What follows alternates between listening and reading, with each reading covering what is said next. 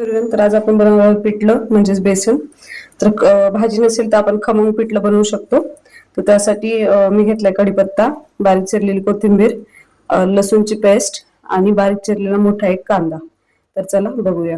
त्यानंतर इथे एक कढई ठेवली आहे, त्यामध्ये 2 पळी तेल टाकून घ्यायचं.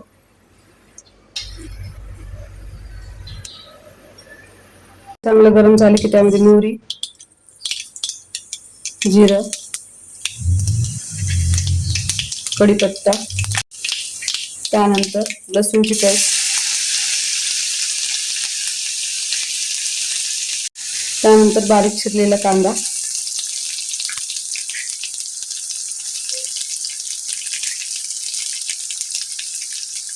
त्यामध्ये थोडीशी कोथिंबीर,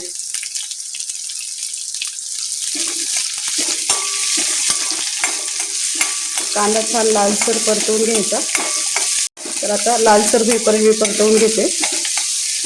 थोडासा लालसर व्हायला आला की त्यामध्ये अर्धा चमचा हळद, त्यानंतर तुमच्या चवीनुसार 2 ते 3 चमचे लाल तिखट. त्याच्यात कुठलाही मसाला नाही घालायचा, फक्त लाल तिखट, हळद आणि चवीनुसार मीठ.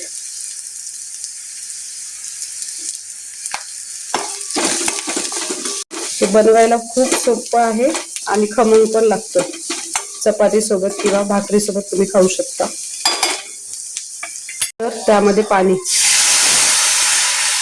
जेवढं बेसन हवंय तेवढं पाणी टाका. छान पाण्याला उकळी येऊ द्यायची. पाण्याला छान उकळी आली, त्यानंतर एका हाताने बेसन पीठ म्हणजेच कढीपीठ टाकून घ्यायचं आणि दुसऱ्या हाताने हे आपण हटून घ्यायचं. छान गोळे नाही होऊ द्यायचे, छान प्रकारे असं हटून घ्यायचं थोडं थोडं बेसन टाकून. तर मी हटून घेते. आता प्रकारे मी सगळं बेसन हटून घेतले. तुम्हाला जर जास्त घट्ट हवं असेल तर तुम्ही जास्त बेसन टाका. आम्हाला पातळच आवडतं, त्यामुळे मी थोडं पातळ केले. आणि त्यानंतर त्यामध्ये थोडीशी कोथिंबीर.